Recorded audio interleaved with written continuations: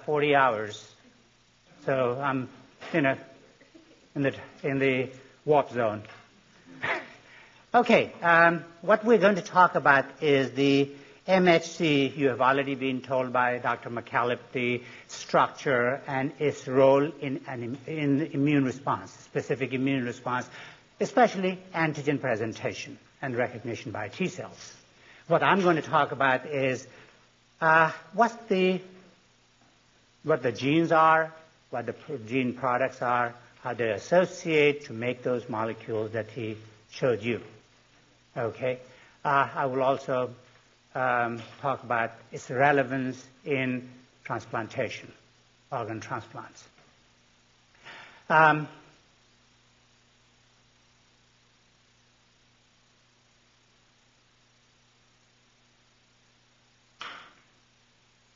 Okay, so what we are going to cover is what is MHC. He's already showed you, major histocompatibility complex. Its product is HLA, human leukocyte antigen. The reason it is named human leukocyte antigen, because that's where it was first detected.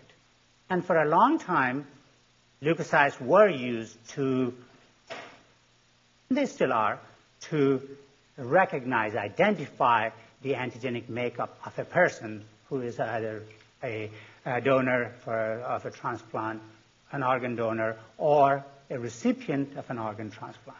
So HLA stands for human leukocyte antigens. I'll tell you a little bit, just tiny little bit, so that you don't fall asleep, about mice as well. Because most of the discovery was made in mice.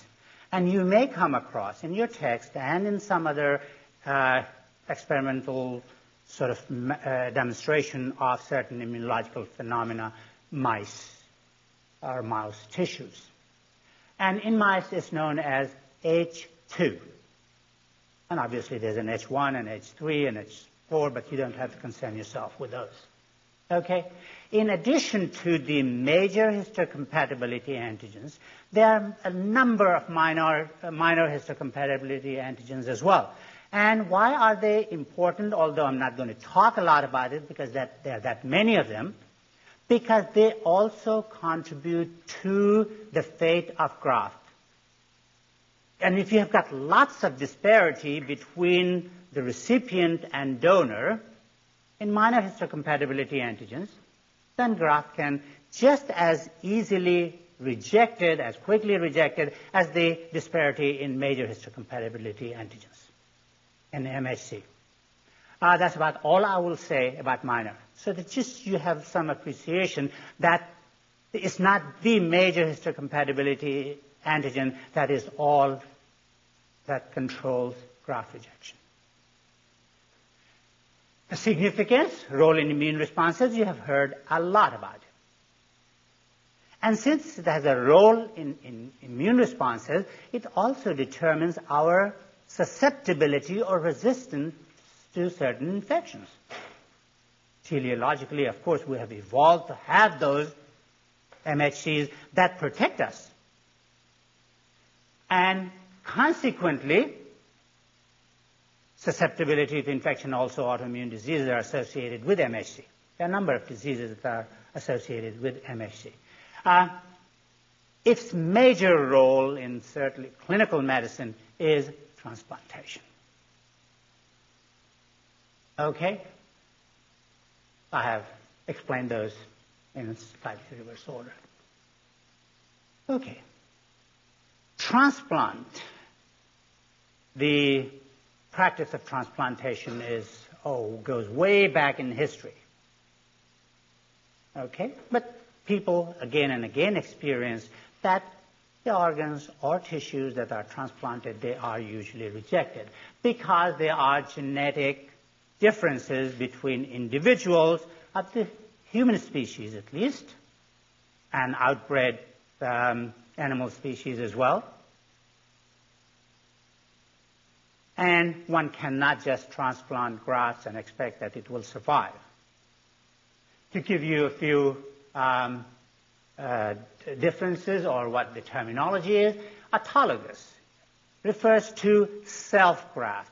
Of course, you have all probably heard of skin taken from one area, transplanted into another area, and it survives perfectly well unless the surgeon didn't wash his hands and it got infected. Okay, and usually there will be consequences and it may not survive as well. Okay, but by and large, autografts are accepted.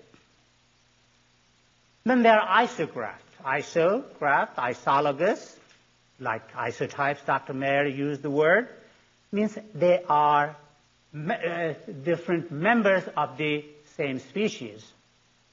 Okay? And these grafts are referred to as isografts. I'm sorry. Wrong. Iso means the same, genetically same. I was one step ahead. Allograft, that I was trying to explain. Okay, isograft, same, genetically identical. In humans, there's only one situation, identical twins.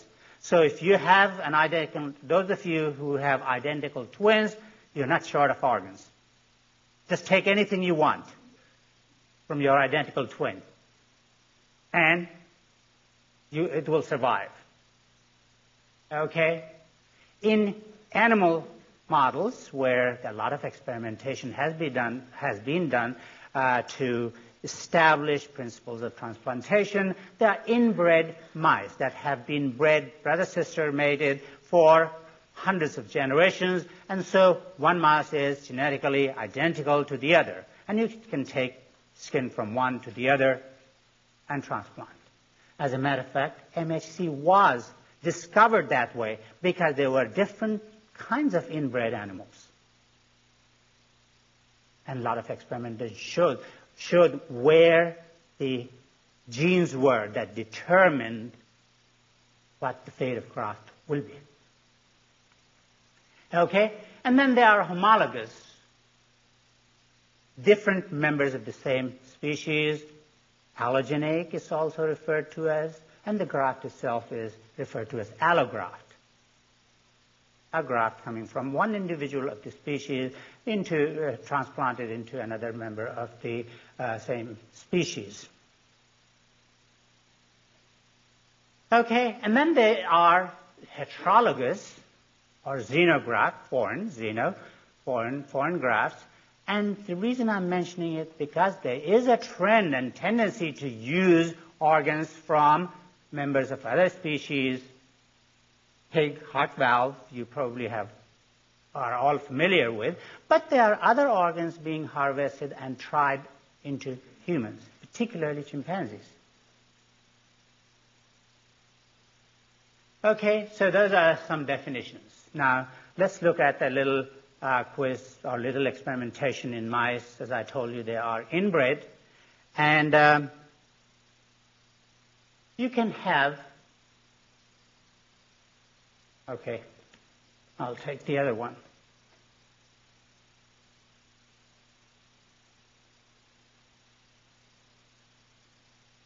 Okay, you can have two mice of the same species, same strain, genetically identical. You can take skin, graft onto another mouse of the same strain, and graft, of course, will be accepted because they are identical twins, as I explained earlier. You can take another donor, okay, and this should not be, okay.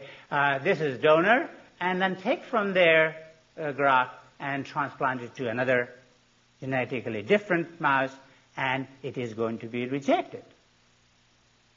Same principle as I told you earlier. However, if you took the donor, the skin, and transplanted into a hybrid that is made by crossing these two strains, here the graft would be accepted.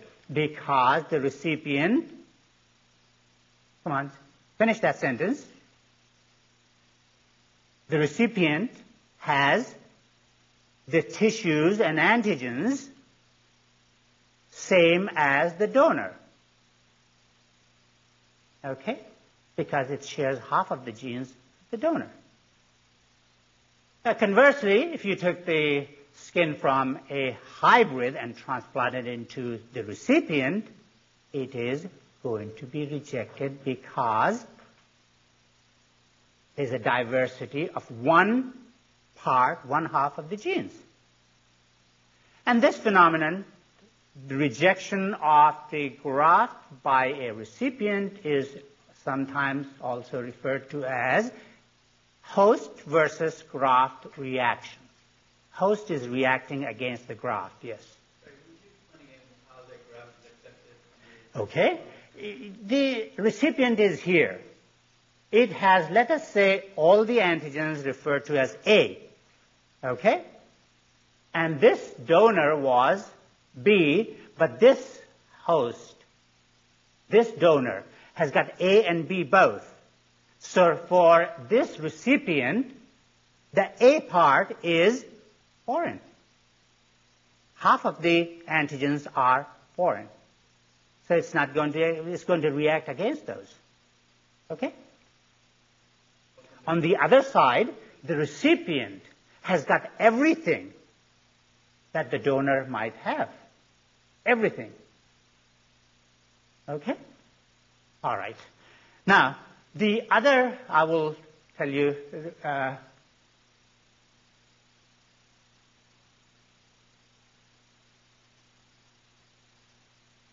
so I already told you about that the major histocompatibility antigens are the major disparities that determine the fate of the graft. I also told you that there are minor histocompatibility antigens as well. It's a little mouthful to say. MHC, there are minor histocompatibility antigens. They also affect the fate of the graft. And the more the diversity and the more strong the reaction and quicker the rejection.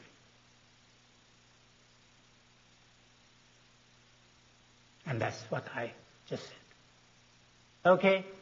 And they have additive effect. In other words, if one antigen is disparity at one antigenic locus, there will be a certain rejection time. If there are 2 or 3 or 4 disparities, it will be quicker. Okay. Another phenomenon in the terms of transplantation is known as graft versus disease. And I'll explain to you what it is. If we were to take a donor's lymphoid cells, not any tissue, not any other tissue, lymphoid cells, and were to transplant into a recipient that is immunodeficient, what will happen to that graft? Would it be rejected? If the recipient does not have any T cells, or an ability to produce antibodies against the graft, what will happen to the graft? It will be accepted. Okay? But what does the grafted cell see in the recipient? A foreignness. Okay? Therefore, they are going to react,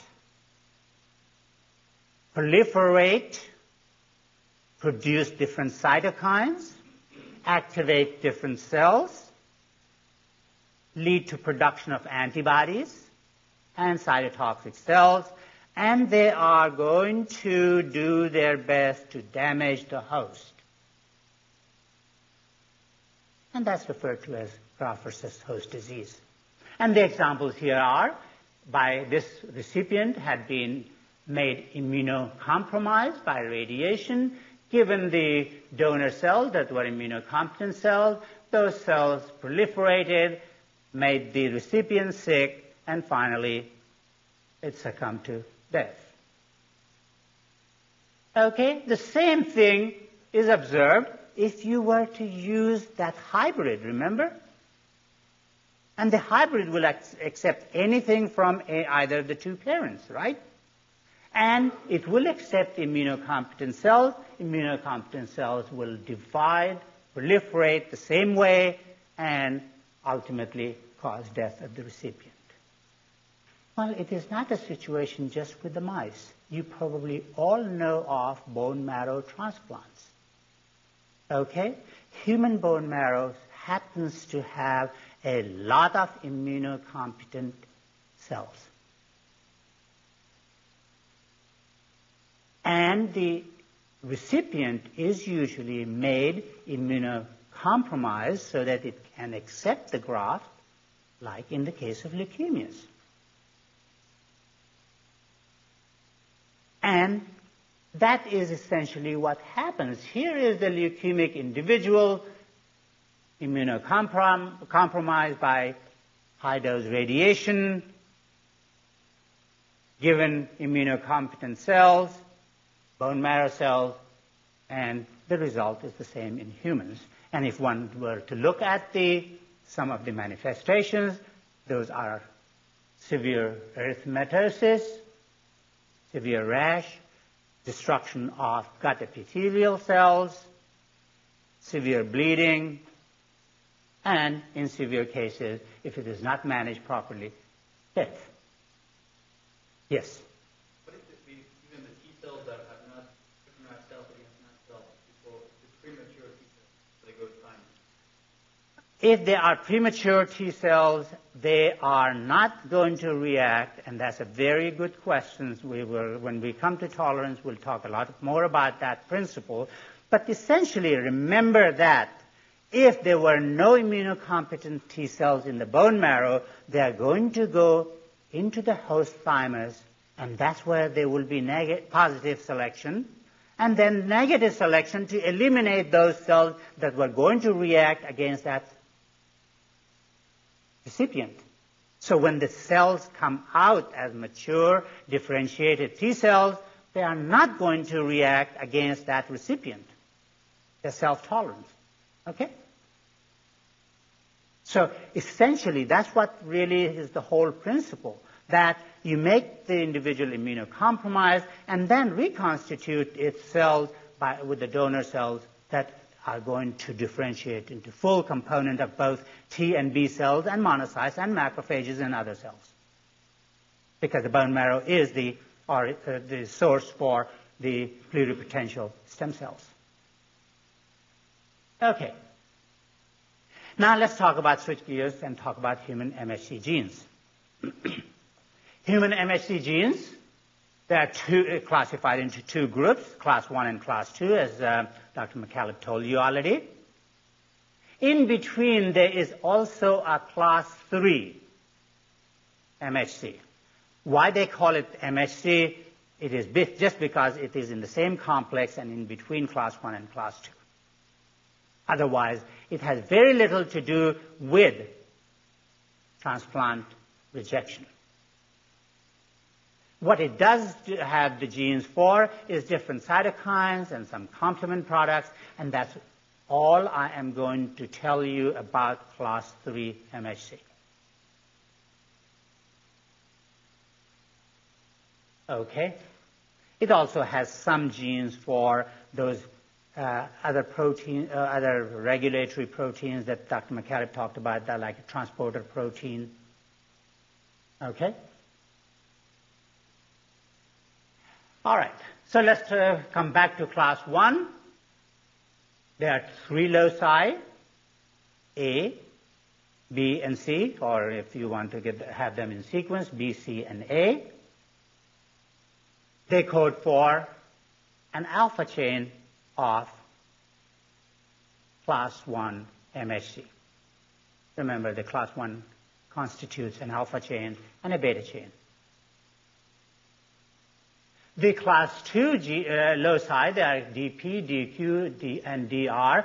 DR being closest to the B locus and also most important in terms of transplant reaction. And they code for alpha and beta, alpha and beta, and alpha and beta, alpha and beta of each locus. So the alpha and beta chains are coded for genes within the MHC locus, as in contrast to the class 1 molecules. You will also notice that there are more than one alpha and beta subloci. Some of these are pseudogenes, but there are real active functional genes in the DR region. So DP, DQ, and DR have got subloci that code for an alpha chain and a beta chain. Okay? And more than one beta chains in the case of DR. Okay. Sometimes we also have graduate students that are going to use a lot of information on MHC genes of mice. But you may also come across some reading that will require some background in that. The mice also have a class 1, class 2, and class 3 gene. And class 1, there are two loci. These are referred to as K and D instead of B, C, and A. Okay? And they are separated from each other. That's the sort of orientation in mice. That's why we don't have tails and mice have tails. No, has nothing to do with MHC. Okay? All right. So the class 1, also the same way as in the case of humans, codes for, if I can go backwards, let's see if it does take me backwards. Yes. An alpha chain that will associate with beta chain, which is beta-2 microglobulin molecule, to give you the full, nicely folded class 1 MHC molecule that's represented on the cell surface. And the class 2 loci, there's an A and E. Class 2 antigens, both the class 2 and class 1 antigens were discovered because we had inbred mice. As a matter of fact, you see that I region is called I region, and that stood for immune response region, immune response gene. The magnitude of immune response was controlled by these genes, determined how strongly responsive a particular strain of mice was. There are subloci beta and alpha, and they code for those proteins. If one looks at the heterogeneity or polymorphism of MHC antigens, they are extremely polymorphic.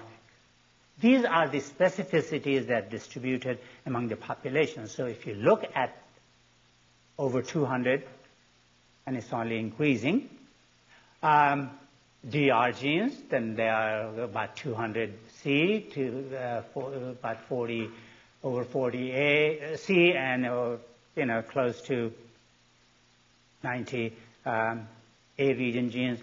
Little wonder that we can not pick two people from the class that will have identical matching MHC. Okay? And it is for the advantage of the society, the species, because those are the genes that determine how resistant we are to infections.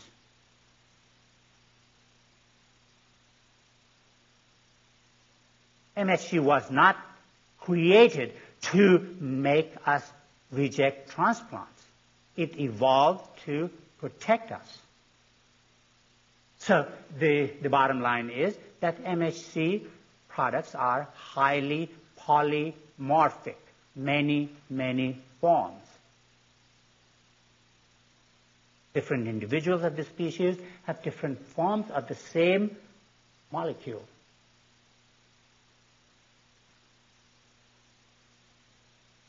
If one looked at actual DNA sequence, that is what is being looked at now, that polymorphism is even greater. And instead of about 200, it's twice as many polymorphic forms of those particular genes distributed in these species. And again, it is to our advantage to have those. For some unfortunate individuals who may need a transplant, it is disadvantage, but by and large it is advantageous for us to have that polymorphism. Okay. How are they inherited? They are inherited in a simple Mendelian fashion.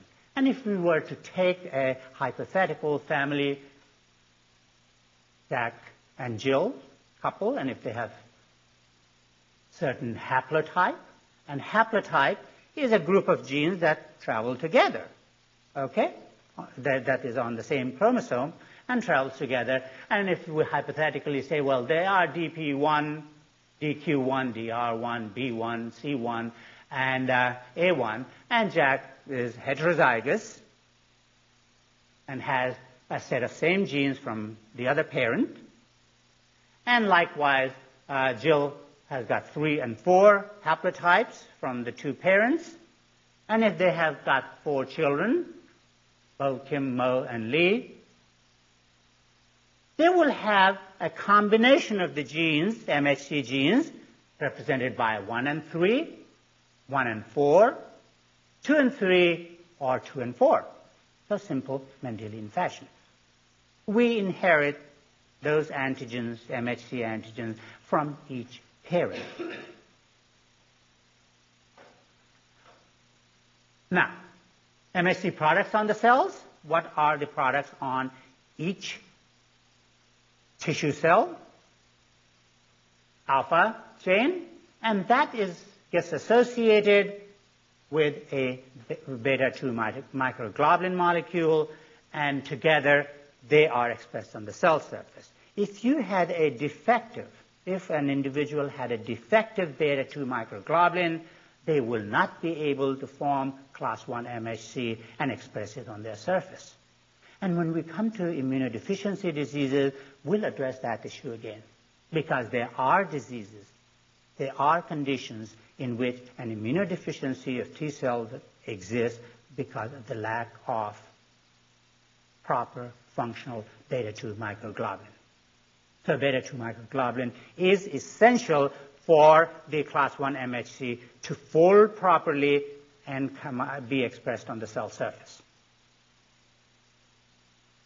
You remember Dr. McKell told you about the beta-pleated sheet and the 2 helices that make the groove for antigen? Well, that is due to proper folding of the MHC molecule, and without beta-2 microglobulin, that folding will not occur. Okay, what about the class 2 antigens? Class 2, as I told you, they code for a beta chain and an alpha chain, and they can associate with each other, okay, to represent those parental antigens on the cell surface. Now, in the case of DP and DQ, they only associate maternal beta with maternal alpha, paternal beta and paternal alpha. That's known as cis association. But in the case of DR, they can also associate in trans combination, paternal with maternal chain and maternal with paternal chain, and therefore they give rise to newer combinations. So the variety of class 2 MHC that we can have on our cell surface expands.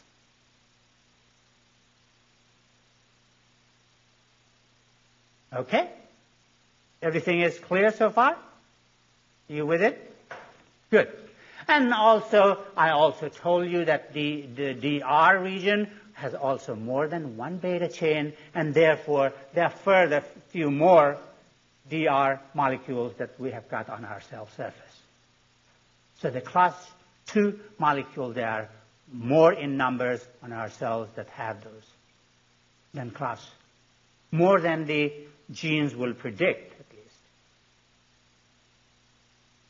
All right. Normally, these genes travel as part of the chromosome, as a haplotype, but during meiosis, there is also sometimes crossover, and therefore, we can create and generate newer haplotypes. As you can see, this is the original haplotypes, but we ended up with these new haplotypes. So within the population, There are newer haplotypes generated, and that increases the diversity, polymorphism of the MHC molecules. So it makes it even more difficult to find appropriate donor-recipient combination. Okay. How are they expressed on the cell surface? So far we have talked about how they are generated, what the molecules are, what the genes are. How are they expressed on the cell surface? Class 1 molecule, as a rule, is expressed on all nucleated cells. So every nucleated cell in our body has class 1 molecule if we are normal.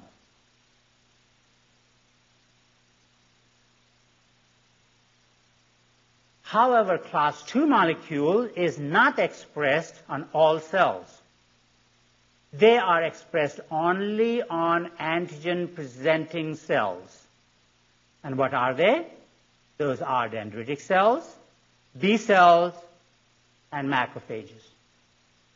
Dendritic cells, B cells, and macrophages. While class 1 molecule is constitutively expressed on all nucleated cells, class 2 molecules can be up and down regulated.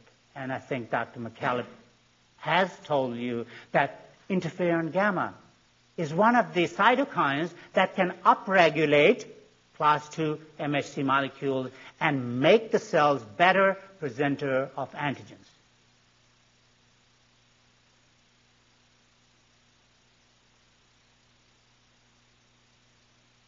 Okay. Now, a pause for reflection as to what we have talked about.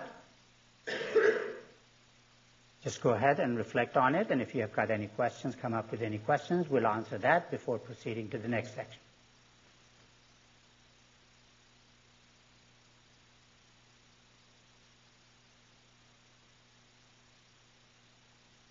Yes? When you're talking about the genes for MHC, about the DP-DR region, which one did you say was most important for transplant? DR, by and large, yes. As a matter of fact, DP they don't even test for. Okay? Sometimes.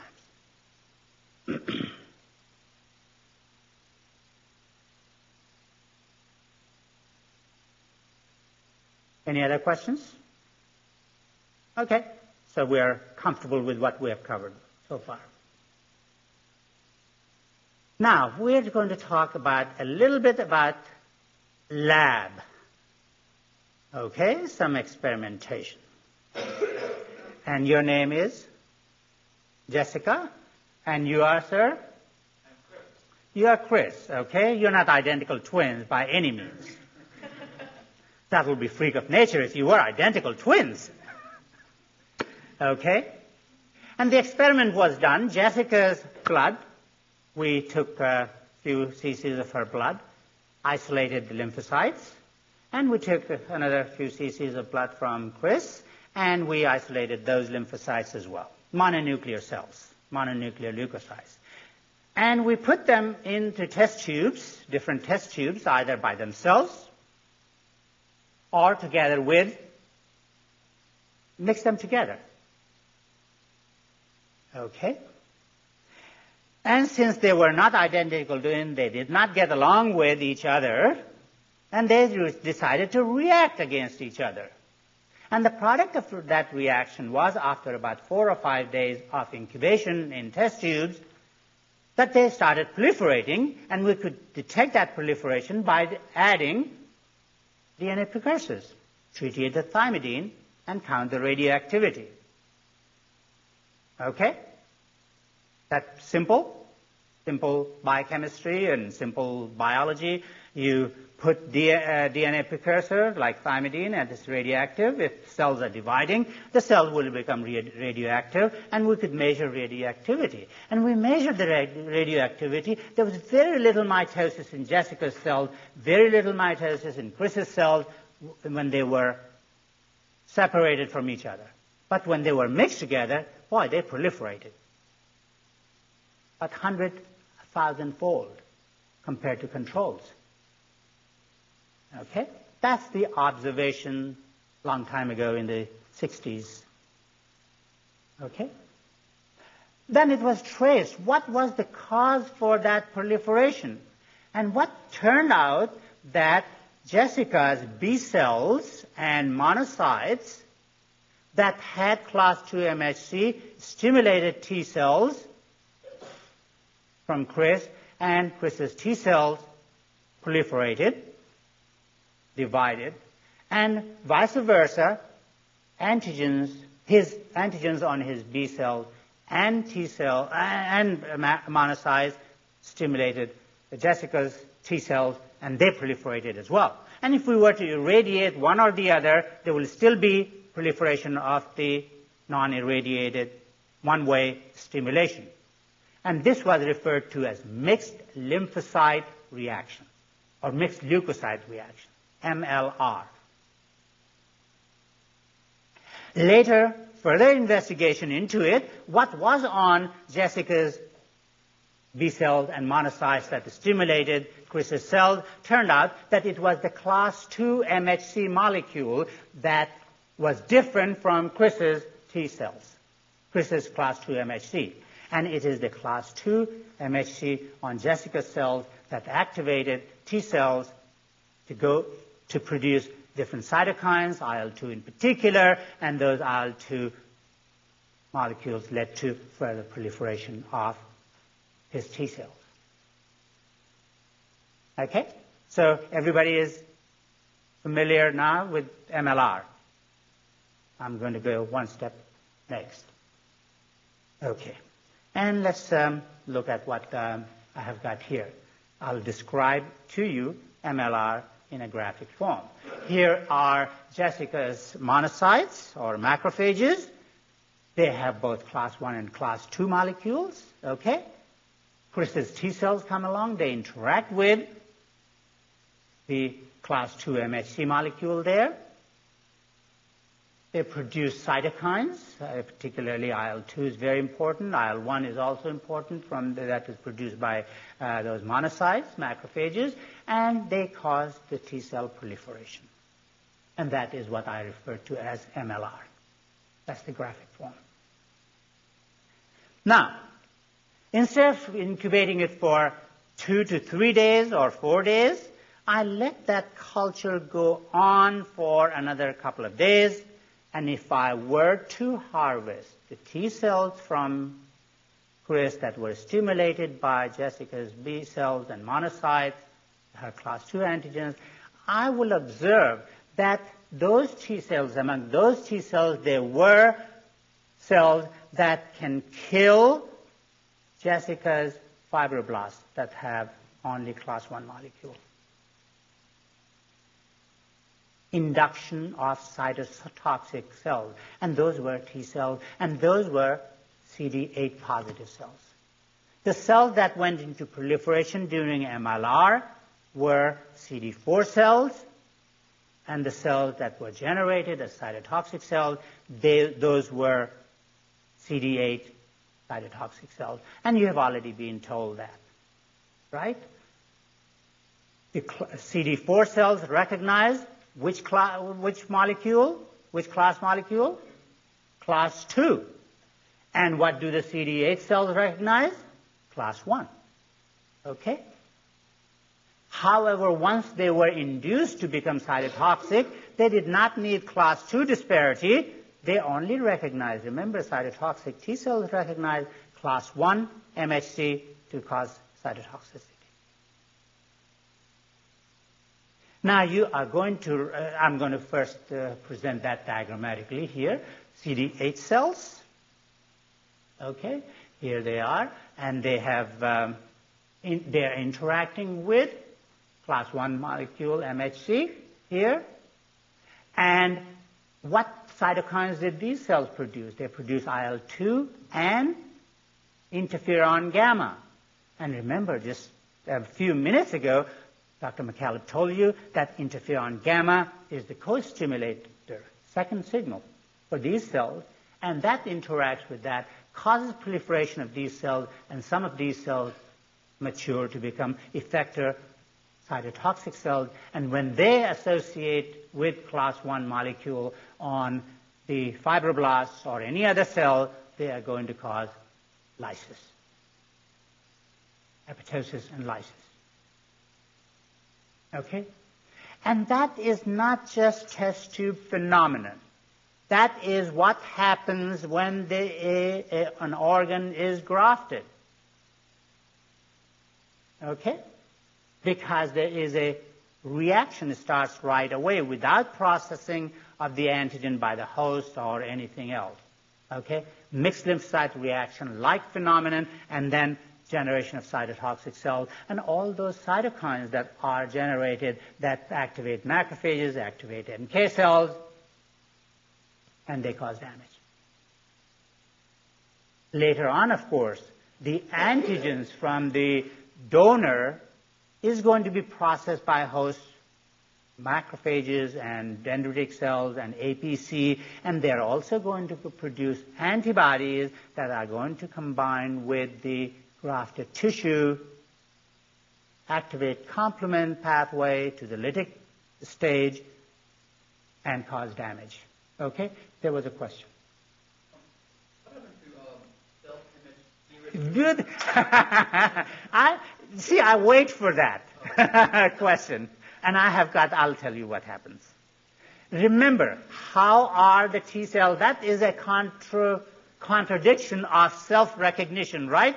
At the surface, at least. But you cannot get away from this observation either, which was discovered many, many years before recognition of self. Okay? Or elimination of self. What happens? Okay, here is the cartoon for that. I will try and explain. Where is that selection taking place? In the thymus, right? In the thymus. Thymus has cells that are of dendritic cell origin, right? That's how they are selected. Self class 2. Okay? And let's say that this was a DRW11. Just a nomenclature. Okay? And then there are T cells that are going to interact with it in the thymus. Pre-T cells. Okay? As they develop into having CD4, CD8 double positive cells. Okay? So that T cell is going to interact with this. Depending on the affinity of that interaction, at that binding, if it is an intermediate affinity, if it's very weak interaction, they're not going to be activated. Okay? There won't be any positive selection. If there is a very high affinity, an affinity that is capable of activating that T cells to become harmful to the host, to the self, is going to get eliminated. But the intermediate affinity cells are going to differentiate, proliferate, differentiate, and come out into circulation, right? And that's what goes into the circulation through positive selection, right? Everybody is comfortable with it? The key word is affinity of binding. Okay? Certain affinity binding that promotes, encourages, and leads to positive selection and transportation to the periphery. Now, this cell that has come into the periphery, T cell, is selected on that basis. But fortuitously, some allogeneic, a lot of allogeneic antigen-presenting cells can interact with high enough affinity to cause its activation. It's a simple cross-reactivity phenomenon. Okay? So they were selected on one basis, but when they came out of that organ, they were still capable of binding to allogeneic MHC molecules with high enough affinity to go into proliferation and activation. Okay? Is that reasonably clear to you? Otherwise, I'll go over it again. Okay, I will go over it again. I'm going to reverse it so that I'll reverse the world. Okay, here's the thymus. Thymus has cells that have class 2 molecules. correct? That's how it selects and causes maturation of T cells. Oh, no? Okay. I lost my thymus here. Okay. Most of us lose it anyway as we grow older. Dr. Mayer, if you look at his sternum, you wouldn't find anything.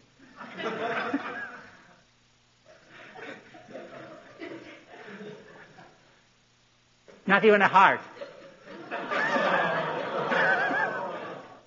You'll find out at the exam.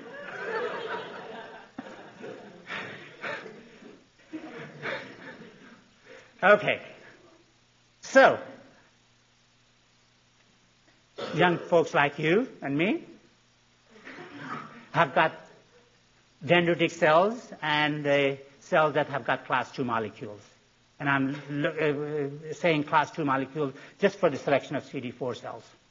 Same thing applies to CD8 cells as well. Okay? Pre-T cell, or just before it is mature, ready for transportation to go and find the real world, is positively selected because of certain affinity.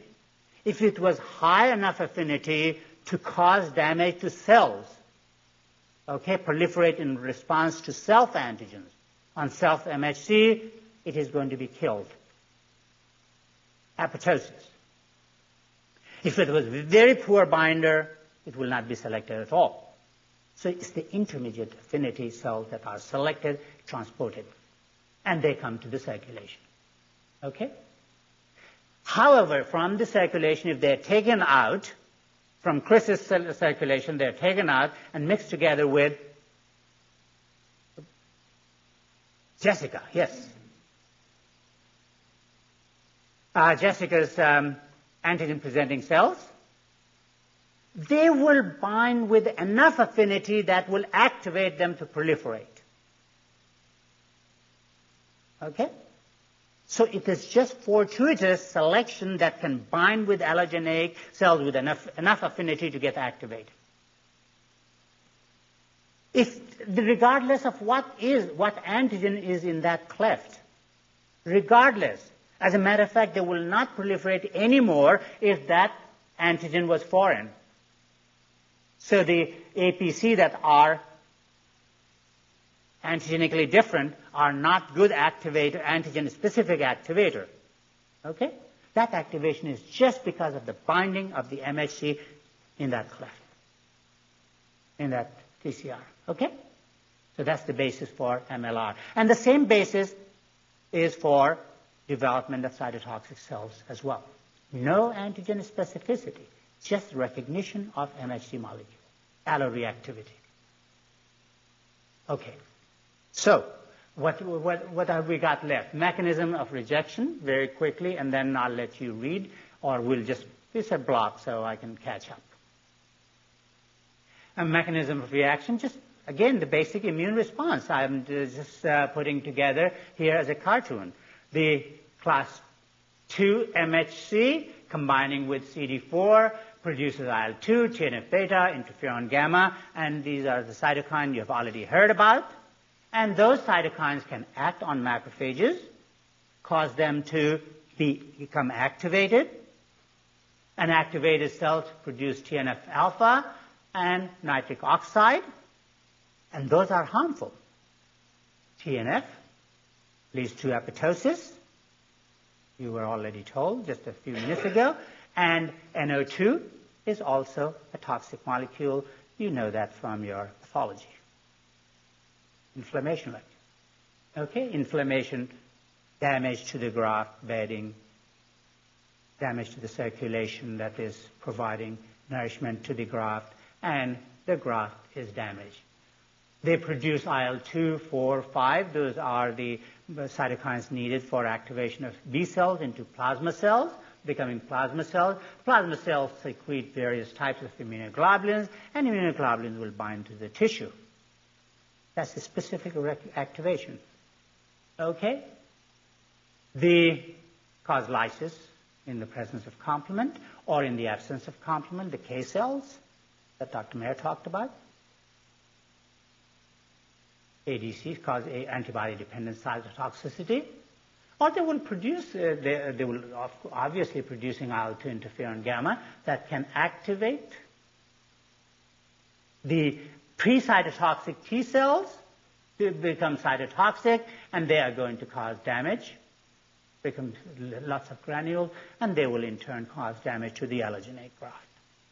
So there are many mechanisms by which the allograft is rejected. Okay? And those are the mechanisms by which the graft is rejected in the tissue. And you will see, we'll stop here and cover the last few paragraphs in your handout. On this handout, I do not have my phone number. I didn't have it when I printed that. It's 33279. And my office is right across from Dr. Mayer's, right across from his office. So if you have any problems, confusions, the best thing is to send me an email. I check that email, cluttered with all the spams, but I find it and would answer your queries.